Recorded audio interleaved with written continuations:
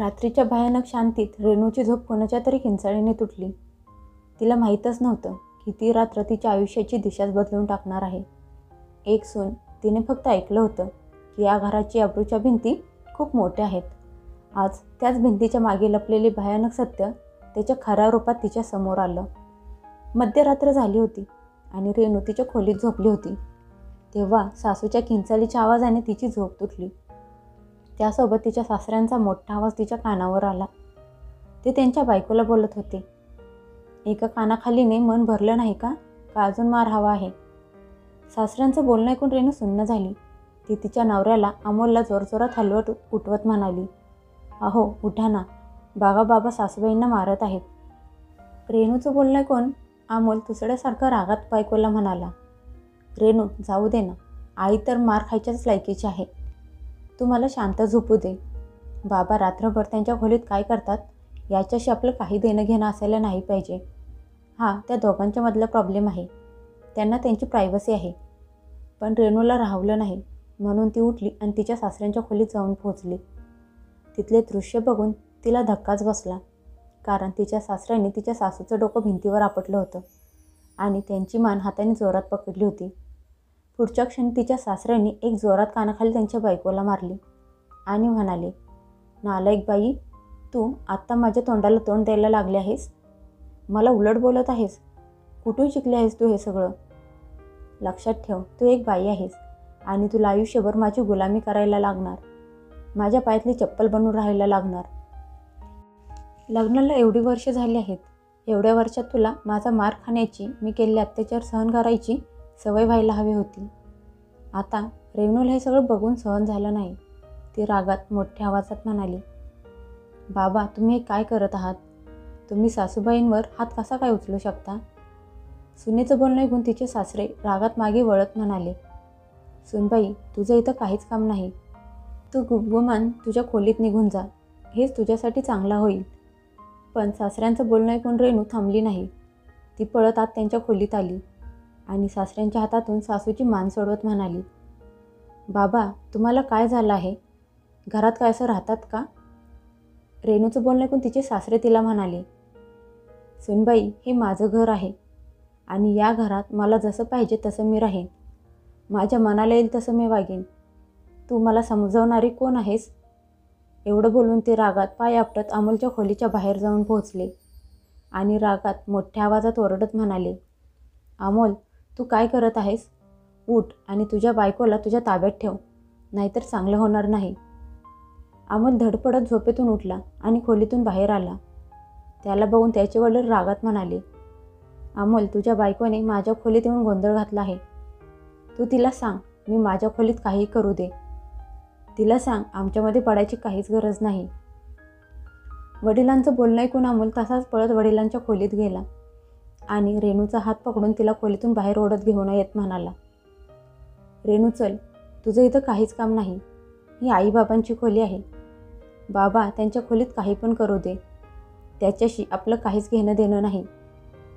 रेणू नवऱ्याचा हात जोरात झटकत रागात म्हणाली, अमोल अहो तुम्हाला तुमच्या आईची अवस्था बघून काही कळत आहे का नाही? गोष्ट कुठलीही असू दे, पण अशा पद्धतीने बायकोवर हात उचलणं योग्य नसतं. आता अमोलला राहवलं नाही आणि त्याने जबरदस्ती रेणूला ओढत खोलीतून बाहेर घेऊन आला आणि एक जोरात कानाखाली मारून तिला म्हणाला, बाबा बरोबर करतात, आईला मारत असतात ते. जर बायकांना मारून ताब्यात ठेवत नाही तोपर्यंत त्या बेजबाबदार असतात. आपल्या लग्नाला 7 महिने झाले आहेत. तुला अजूनपर्यंत हे समजलं नाही की हे घर बाबांचं आहे. ते त्यांच्या मनाचे मालक आहेत. त्यांची मर्जी येईल तसे वागतात. इथून पुढे बाबांनी काहीही केलं तरी तुला बाबांच्या मध्ये बोलण्याची काहीच गरज नाही. त्यांच्या फाटक्यात पाय घालायची गरज नाही. नवऱ्याचं अमोलचं बोलणं ऐकून रेणू हैराण झाली. इकडे तिची सासू खोलीत बसून रडत होती आणि बाहेरून कानाखाली मारलेल्याचा आवाज ऐकून पळत बाहेर आली. त्यांनी बघितलं तर त्यांची सून रेणू गाल पकडून जमिनीवर खाली बसली होती. त्यांचं मन तिला बघून कळवळून उठलं आणि त्या विचार करायला लागल्या की हे सगळं काय होऊन बसलं. माझा मुलगा पण त्याच्या बापाच्याच वाटेवर चालायला लागला आहे. त्या त्यांचं सगळं दुःख विसरून मुलाच्या अमोलच्या समोर जाऊन उभ्या राहिल्या आणि रागात त्याच्यावर ओरडत मोठ्या आवाजात म्हणाल्या, अमोल, तुझी सूनबाईवर हात उचलायची हिंमत कशी झाली? आईचं बोलणं ऐकून अमोल रागात म्हणाला, तुम्हा बायकांना मार खायची सवय असायला पाहिजे. मार न खाता तुम्हाला कुठलीच गोष्ट कळते का? आता तर त्याच्या आईचा राग त्यांना अनावर झाला आणि त्यांनी एक जोरात कानाखाली अमोलला मारली आणि म्हणाल्या, नालायक माणसा, मी काय तुला हा दिवस बघण्यासाठी वाढवलं होतं का? यासाठी तुला लहानाचा मोठा केला होता का? अचानक कानाखाली पडल्यामुळे अमोल हैराण झाला, कारण त्याला आशा नव्हती की त्याची आई कधी त्याच्यावर हात पण उचलेल. तेवढ्यात त्याचे वडील त्याच्या आईच्या जवळ आले आणि म्हणाले, तू माझ्या मुलाला कानाखाली का मारलीस? नवऱ्याचं बोलणं ऐकून त्या रागात म्हणाल्या, कधीपासून मी ऐकत आहे की बायका फक्त मार खाण्याच्या लायकीच्या असतात. अरे, मार खाण्याची लायकीची कामं तर तुम्ही लोक करत आहात. खरंच बहुतेक चूक तर माझीच आहे. जर मी तेव्हाच चुकीचा विरोध केला असता, त्याच्यावर आवाज उठवला असता, तर आज माझा मुलगा त्याच्या बापाच्या अवगुणांची सावली बनला नसता. बायकोचं बोलणं ऐकून अमोलचे वडील दात खात म्हणाले, थांब, मी तुला आत्ताच धडा शिकवतो. तसं त्यांनी पळत जाऊन कोपऱ्यातलं ठेवलेलं दांडकं उचललं आणि रागात मोठ्या आवाजात म्हणाल्या, खबरदार, जर एक पाऊल जरी माझ्याकडे टाकलं तर. बायकोचं हे रूप बघून अमोलचे वडील खूप चिडले आणि म्हणाले, तुझी हिंमत कशी झाली मला दांडके दाखवायची? आज तुझी अक्कल जागेवर आणतो. तेवढ्यात रेणू पण उठून उभी राहिली आणि म्हणाली, खबरदार, जर सासूबाईंना कोणी काही बोललं तर.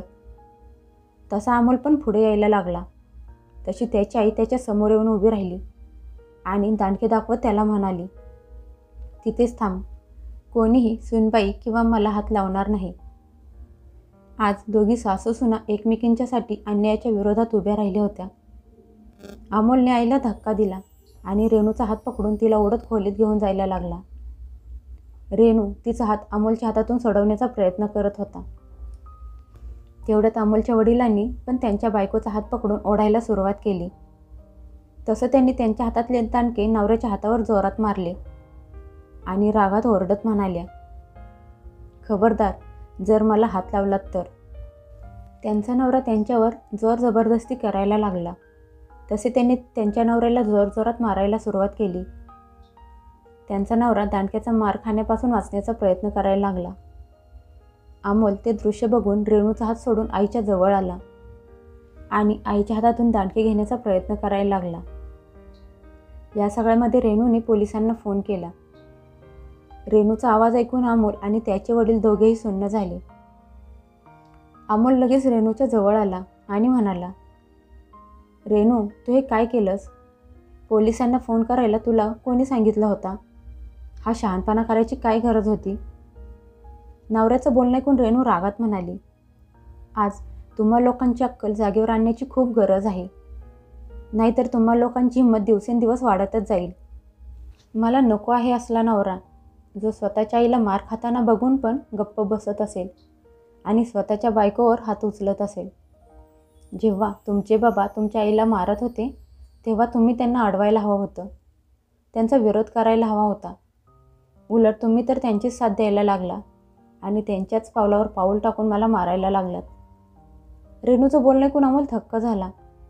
तो विषय बदलत म्हणाला, हे बघ रेणू, या सगळ्यात माझी काहीच चूक नाही.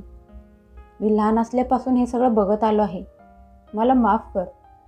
इकडे रेणूचे सासरे रागात म्हणाले, सुनबाई, हा आमच्या घरातला विषय आहे.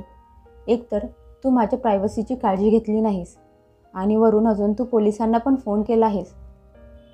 सासऱ्यांचं बोलणं ऐकून रेणू रागाने लाल झाली आणि म्हणाली, ही कुठली प्रायव्हसी नव्हती. स्त्रीसोबत बंद खोलीत जर अत्याचार होत असेल तर याचा अर्थ असा होत नाही की तो अत्याचार बरोबर असतो. तिचा सासरा रागात म्हणाला, सुनबाई, मी तुझ्या वडिलांना फोन करून सांगणार आहे की तू किती भांडखोर झाली आहेस. आत्ताच्या आत्ता पोलिसांना फोन करून सांग की घरी येऊ नका. रेणू पण तिच्या हट्टावर अडून बसली आणि म्हणाली, मी पण बाबांना फोन करून विचारते की त्यांनी माझं लग्न असल्या कुटुंबात करून दिलं आहे जिथे बायकांना पायातली चप्पल समजले जाते. असं बोलत ती मोठमोठ्याने श्वास घ्यायला लागली. मग सासूच्या जवळ गेली आणि म्हणाली, सासूबाई, आता तुम्हाला स्वतःसाठी हिंमत दाखवायला हवी. तुम्ही नवऱ्याचा मार खाण्यासाठी बनला नाही आहात. अशी कुठली चूक केली होती तुम्ही की बाबा तुमच्यावर हात उचलत होते? सुनेचं बोलणं ऐकून तिची सासू मान खाली घालून बघायला लागल्या आणि म्हणाल्या, आज मला ताप आला होता. त्यांना त्यांच्या पायाची मालिश करून हवी होती. मी मालिश करायला नकार दिला तर त्यांनी माझ्यावर हात उचलला. असं बोलत त्या रडायला लागल्या. रेणू विचार करायला लागली की समाजात तोंडावर चांगुलपणाचा मुखवटा घालून फिरणारी ही लोक बंद खोलीत त्यांच्या बायकोवर किती अत्याचार करत असतात. थोड्या वेळानंतर पोलीस रेणूच्या घरी आले. रेणूने लेडीज इन्स्पेक्टरला सगळी हकीकत सांगितली.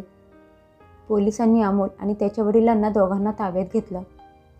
मुलगा आणि वडील दोघे बापलेक एक सोबतच पोलीस कोठडीत जाणार होते, कारण दोघेही चुकीच्या मार्गावर चालत होते. जेव्हा आजूबाजूच्या गावातल्या लोकांना समजलं की अमोलचे वडील बंद खोलीत बायकोवर हात उचलत होते, तिच्यावर अत्याचार करत होते, तेव्हापासून सगळे लोक त्यांच्याकडे घृणास्पद नजरेने बघायला लागले. तेव्हापासून अमोलचे वडील कुणाच्या नजरेला नजर मिळवू शकत नव्हते. इकडे अमोल पण विचार करायला लागला की बाबा तर एवढी वर्ष आईला मारत होते, तिच्यावर हात उचलत होते, पण मी तर आज पहिल्यांदा बायकोवर हात उचलला होता, तरी पण मी जेलमध्ये जात आहे. तो रागात स्वतःच्या डोक्यावरचे केस उपटत होता, पण आता त्याचं कोणीच ऐकून घेणारं नव्हतं. दोघा बापलेकांना शिक्षा झाली. रेणू आणि तिच्या सासूने दोघींनीही आपापल्या नवऱ्यांकडून घटस्फोट घेण्याची प्रक्रिया सुरू केली.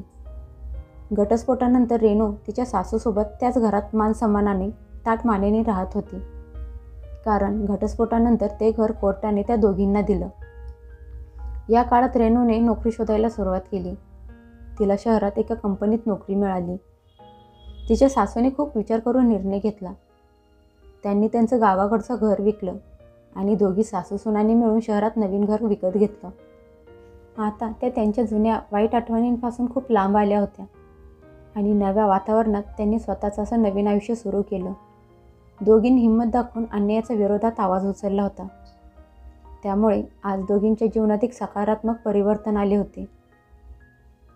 नाहीतर समाजात अशा कितीतरी बायका आहेत ज्या नवऱ्याचा अत्याचार सहन करून सासरी नाईलाजाने राहत असतात. रेणू आणि तिच्या सासूने एक उदाहरण ठेवलं होतं की अन्याय सहन करणे पण अन्याय करणाऱ्याला प्रोत्साहन देण्यासारखेच असते.